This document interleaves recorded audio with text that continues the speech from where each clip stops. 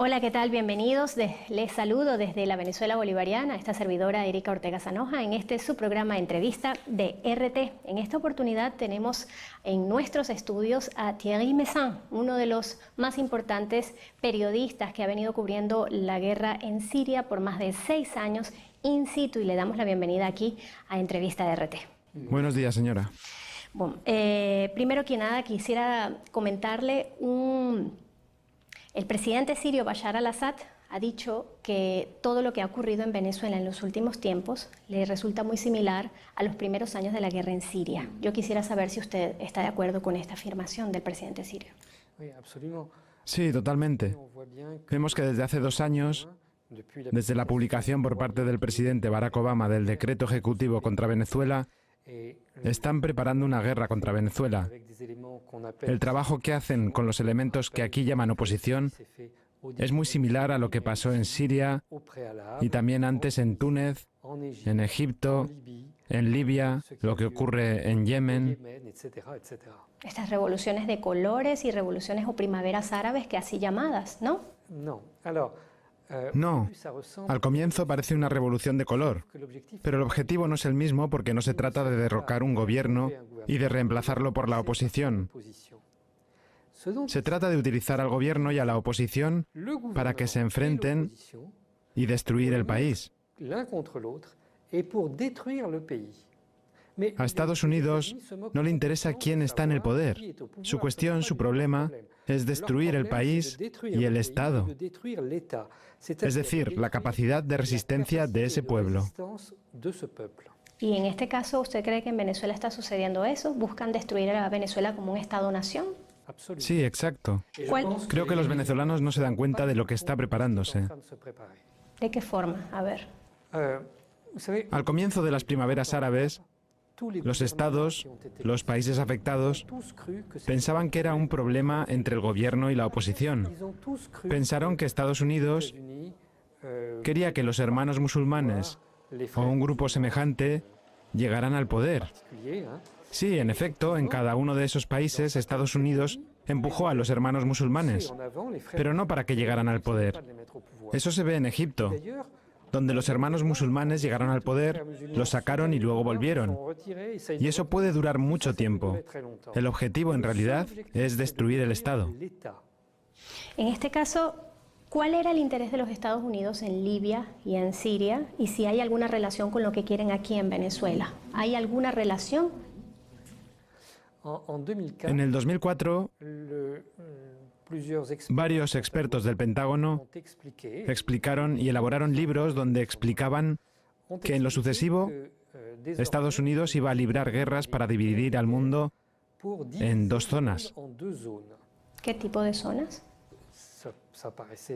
Parecía muy rara en ese momento esa metodología, pero consistía en tener una zona estable para Estados Unidos y sus aliados, e incluso algunos de sus enemigos como Rusia, China o la India podían estar en esa zona. Y otra zona donde no hubiera gobierno estable ni desarrollo, sino el caos. Cuando ellos escribieron eso, uno no sabía mucho hacia dónde iban, pero explicaban que querían garantizar que ningún Estado fuera una amenaza para Estados Unidos, que nadie pudiera desarrollar un poderío que amenazara a la potencia hegemónica de Estados Unidos. Incluso publicaron un mapa donde uno veía que todo el Medio Oriente había que destruirlo. Y en cuanto a América Latina, explicaron que solo Argentina, Brasil y México debían ser estados estables y el resto debía ser destruido. No se trata de reemplazar un gobierno por otro. En el 2004, todo el mundo vio esto con mucho escepticismo. Lucía como absurdo.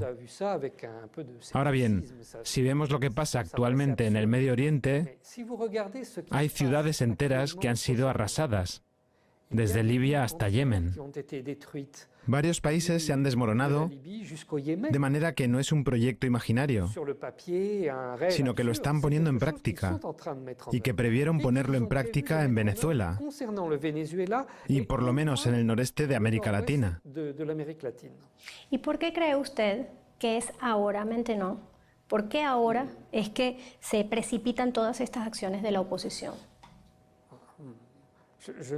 No sé por qué generan esas acciones ahora por parte de la oposición, pero en todo caso está claro que Estados Unidos hace que la situación hierva, poco a poco hace que la situación hierva. Cuando vengo acá me doy cuenta de que ya la situación está lista, que cuando Estados Unidos lo desee, va a comenzar la guerra aquí, en Venezuela. Y ustedes no saben lo que es la guerra. ¿Cuál puede ser el escenario de esa guerra? ¿De qué tipo? ¿Al estilo Libia, al estilo Siria? Me refiero a Libia, por ejemplo, los fake news, las noticias falsas, un supuesto bombardeo a una plaza que nunca existió. Al estilo Ucrania, una forma de colocar francotiradores, como ya ocurrió aquí el 11 de abril del año 2002, para decir matar a gente de un lado y del otro, o al estilo Libia, de mercenarios pagados para dañar a la población en general. Cuando estudiamos lo que sucedió en Ucrania, en Libia y en Siria, es exactamente la misma metodología. Siempre comienza igual. Se acusa al gobierno de cometer crímenes horribles. Justamente se acusa a algunos dirigentes políticos de crímenes espantosos y ellos mismos están sorprendidos cuando se les dice: bueno, mire, tenemos testigos, usted torturó a unas personas. Se quedan anonadados, porque es tan horrible que no lo pueden creer. Luego envían al sitio, al país, unas fuerzas especiales, unos francotiradores. Esos francotiradores se colocan en los techos durante una manifestación. Su objetivo es disparar tanto sobre los manifestantes como sobre la policía. Eso ocurrió aquí en Venezuela, el 11 de abril de 2002. Sí. En Libia, cuando salí de Libia durante la caída del Estado, el desmoronamiento de ese Estado, la Organización Internacional para las Migraciones me sacó en un pequeño barco. Éramos como 40. Estábamos como sardinas en lata. Y había unos miembros de las fuerzas especiales italianas que habían sido arrestados durante el comienzo de la crisis y la OTAN quería que salieran de Libia. Yo salí con esa gente. En el barco ellos relataron, se lo relataron a alguien y yo lo escuché, porque era un sitio muy pequeño y se oía todo. Pues bien, dijeron que habían sido enviados a la primera manifestación en la que se dijo que Muammar al-Gaddafi había disparado contra su pueblo. Fueron ellos los francotiradores que habían disparado contra la multitud y contra la policía. Eso crea una confusión enorme. Cada campo está convencido de que fue el otro el que le disparó. Y eso es el comienzo de un enfrentamiento interno. Aquí le llaman guerra de perros. Sí, exacto. La expresión de guerra de perros se utilizó por primera vez por el Pentágono durante la guerra en Yugoslavia. Ellos probaron esa metodología allí. Y allí lograron generar una guerra civil que partió a ese país en 7 pedazos. Una vez que hacen esto, comienzan a acusar al gobierno de ser responsable de esos muertos y lo hacen ante la Comisión de Derechos Humanos en Ginebra. Ese consejo rápidamente se transforma en un tribunal de acusación. Milagrosamente consigue unos testigos que vienen a dar su testimonio, pero son falsos testigos. Eso es muy fácil de conseguir, falsos testigos.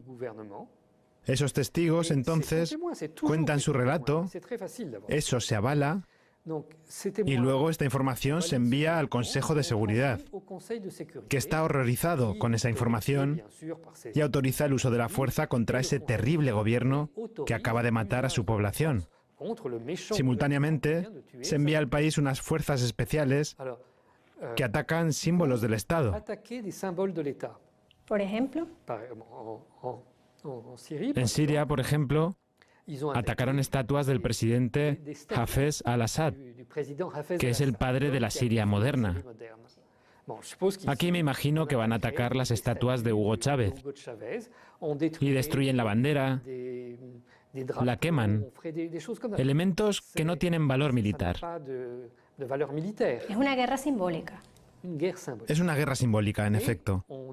Entonces se utilizan los medios internacionales para explicar que es el comienzo de una revolución. Basta tener 2 o 3 grupos. En Siria había 2 grupos que iban de una ciudad a otra todos los días y todos los días decían, mira, hay una pelea en tal parte, hay una guerra en tal parte. Y en realidad eran unas 20 personas las que generaban ese desorden. Luego, usted les paga a algunas personas para que hagan una pequeña manifestación aquí y allá. En el mundo árabe, como el grupo que se utilizaba eran los hermanos musulmanes, las manifestaciones siempre ocurrían el viernes por la tarde, a la salida de la oración de los viernes. Por las mismas condiciones del mundo árabe, ¿cierto? Musulmán. Sí. Nos dicen que son laicos, pero curiosamente todo sucede a la salida de la oración del viernes. Aquí no sé cómo lo van a hacer. ¿Qué grupo van a usar para generar el desorden? Siempre hay alguien dispuesto a jugar ese papel. Será el mismo grupo que van a utilizar en Venezuela y en otros países que van a atacar al mismo tiempo. Bolivia, Ecuador, otros países en los que van a hacer eso al mismo tiempo. Si sabemos la estructura y si sabemos cuál es el método, ¿por qué sigue ocurriendo? Al comienzo nadie conocía esta metodología. Todos los gobiernos se prepararon para una guerra con Estados Unidos, pero pensaban que sería una guerra convencional, como ocurrió al comienzo en Irak. Era una guerra con bombardeos, una invasión militar, pero no hubo una invasión militar en estos casos. Prácticamente nunca hemos visto soldados estadounidenses ni del Reino Unido en el territorio de ninguno de esos estados. Pero están por todas partes, aunque usted no los vea. Es un ejército distinto. Ellos se quedan en el exterior del país, en la frontera. Desde el exterior organizan grupos armados. Les dan entrenamiento, armas y entran para generar el caos en el país. Pero no van ellos mismos. Es una guerra de 0 muertos. Ellos no pierden a nadie. Pero en el país eso genera un desastre. Rápidamente, estos grupos se desarrollan porque mandan a mucha gente. En Siria, desde hace 6 años, hay puentes aéreos organizados para traer nueva gente que se renueva. Y siempre son mercenarios. Todos los meses envían gente, y eso sigue ahora. Hasta tal punto que uno se pregunta de dónde viene tanta gente. ¿De dónde vienen? Del mundo entero, principalmente de los estados árabes, pero también de todas partes, de Europa, de Estados Unidos, del mundo musulmán asiático, de todas partes. ¿Y quién les paga definitivamente? ¿Quién podría pagar semejante ejército mercenario?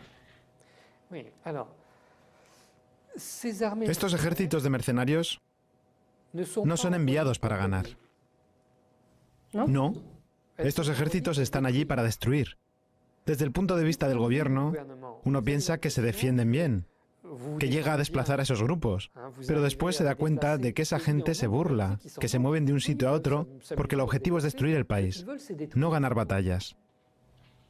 En el mes de noviembre se van a estar generando aquí en nuestra región unos ejercicios militares en la triple frontera Perú, Colombia, Brasil, con la participación de Estados Unidos. Debemos los venezolanos, entendiendo que se van a realizar a 700 kilómetros de nuestra frontera, estar sospechando, ser capciosos de todo esto. Para llevar a cabo operaciones militares como estas, Estados Unidos necesita rodear el país que van a atacar, o al menos tener una base militar en la frontera del país.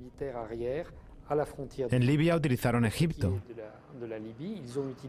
En el caso de Siria, utilizaron casi todos los estados aledaños: Turquía, Líbano, Irak, Jordania. no están en Israel, oficialmente, pero Israel también.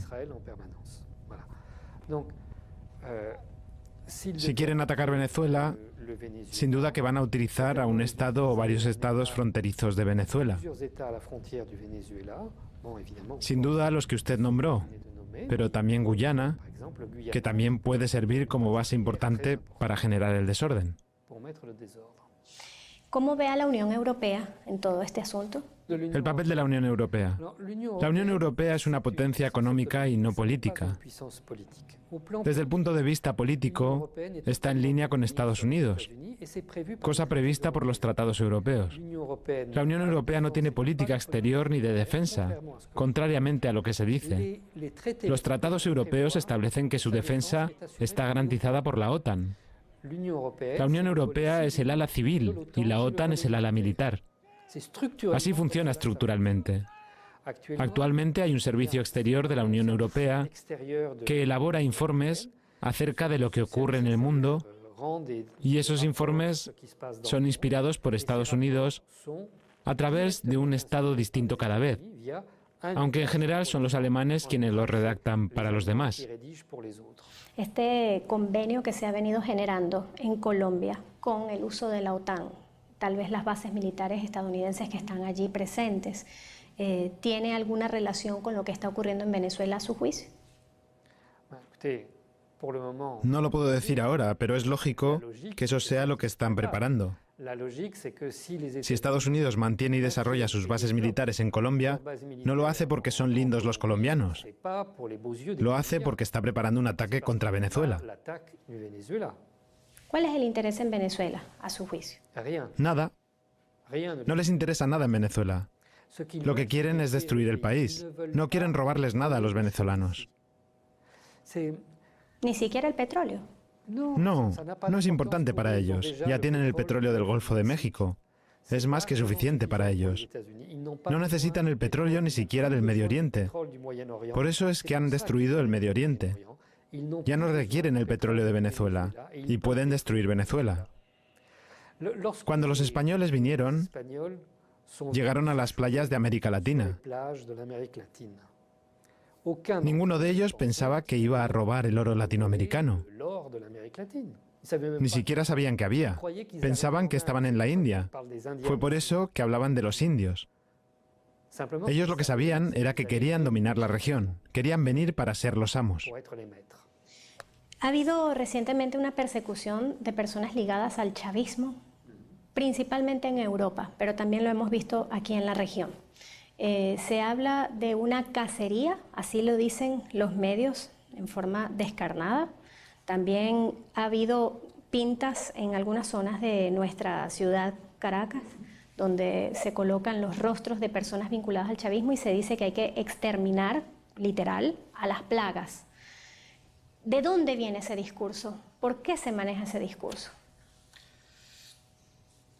¿Ha ocurrido, por ejemplo, en Siria y en Libia esto? Sí, lo mismo ocurrió en Ucrania. La idea es la misma, utilizar los medios primero para satanizar a todo el país. Es muy importante. Esto ocurre desde el exterior, porque hay que justificar la acción militar y uno no explica lo que se está haciendo. Por otra parte, dentro del país esto tiene un efecto terrible. Por ejemplo, para mostrar lo lejos que se puede llegar con esto, cuando Estados Unidos, cuando la OTAN atacó al gobierno libio para derrocarlo, el ataque ocurrió el viernes a la salida de la oración, a las 7:30 de la tarde. Así, a las 11 de la noche, Sky News, que tiene también una programación en árabe, envió imágenes donde se veían rebeldes en la Plaza Verde, en Trípoli, en el corazón de Trípoli. Pero en ese momento era imposible salir por la ciudad porque había muchos bombardeos en todos los barrios de la ciudad. Nadie podía circular en vehículo en la ciudad. Entonces, ¿cómo podrían llegar allí? No sé, pero cuando vi esas imágenes me dije, bueno, todo está perdido. Pues bien, yo estaba a varios centenares de metros de esa Plaza Verde. Pero me di cuenta de que eso era todo mentira. Los mercenarios, algunos de los cuales eran libios, pero muy pocos, esos mercenarios llegaron a la Plaza Verde 3 días y medio después. Pero las imágenes ya estaban disponibles porque fueron filmadas en estudios al aire libre en Qatar. Al Jazeera. Estos estudios son manejados por personal de Al Jazeera, pero no manejados por la propia Al Jazeera. Imagínese las consecuencias aquí si de repente vieran por televisión que hay enemigos que están llegando al centro de Caracas y se les dijera, bueno, que se perdió la guerra.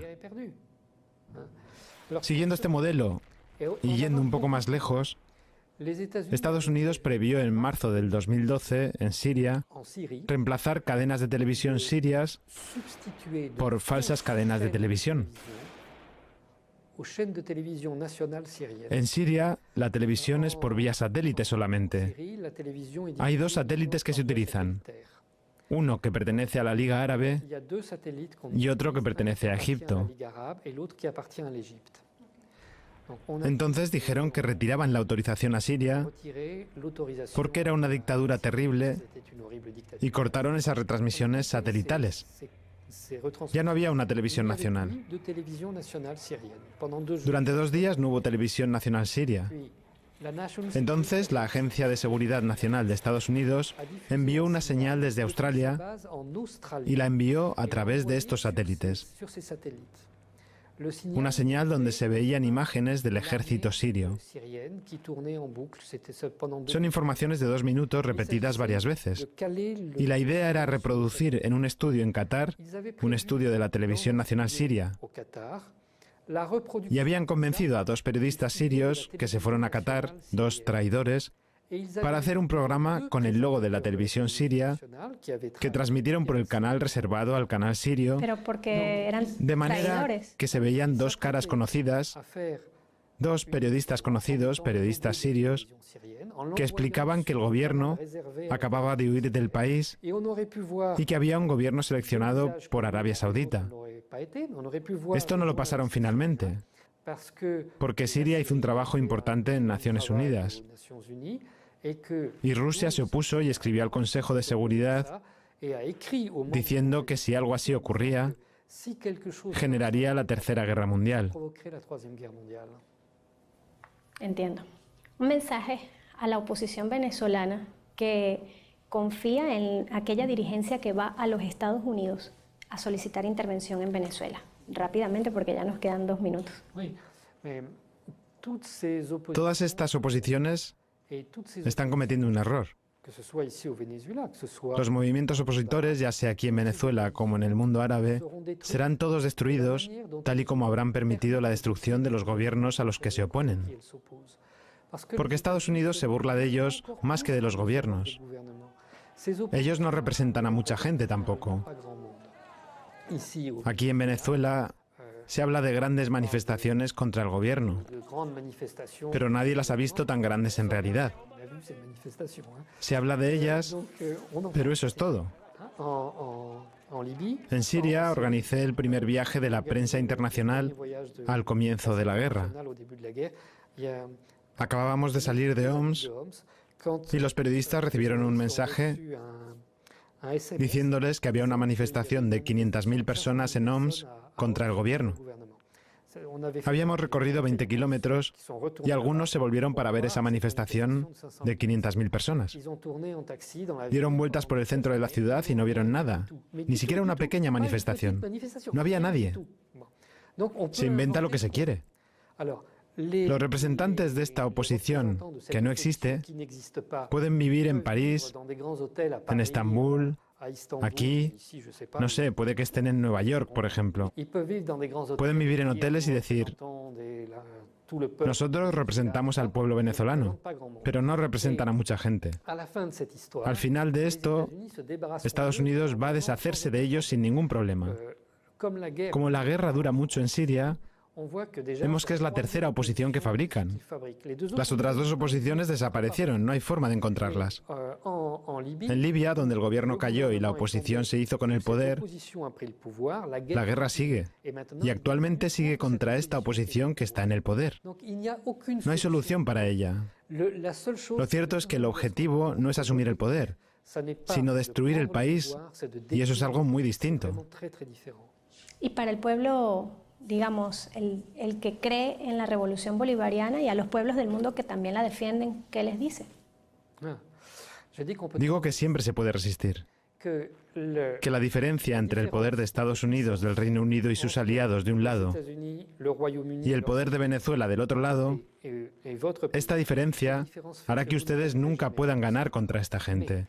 Pero ustedes pueden resistir y pueden quitarles las ganas de atacarlos a ustedes. ¿De qué manera? En el pasado, antes de atacar al Medio Oriente, en los años 50 a 60, Estados Unidos atacaba el sudeste asiático, Corea y Vietnam.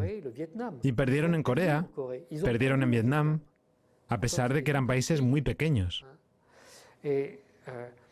Vietnam se quedó muy marcado por lo que pasó. Pero Corea del Norte hoy es un gran país, aunque todo el mundo diga que es una secta terrible. De todos modos, el país se ha reconstruido. Su pueblo puede quitar al enemigo el deseo de atacarlo.